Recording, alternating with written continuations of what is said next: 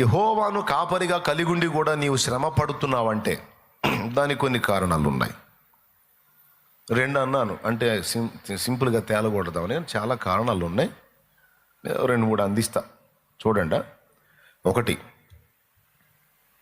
అనుభవ పాఠము మనకి నేర్పడానికి దేవుడు కొన్ని కఠిన శ్రమల గుండా మనల్ని తీసుకెళ్తాడు అనుభవ పాఠం కోసం. సోదరుడా, ఇక్కడ దేవుడు మనకు నేర్పే ఈ అనుభవాలు బాగా వినండి. ఇక్కడ దేవుడు మనకు నేర్పే ఈ అనుభవాలు ఇక్కడ జీవితానికే పరిమితం కాదు.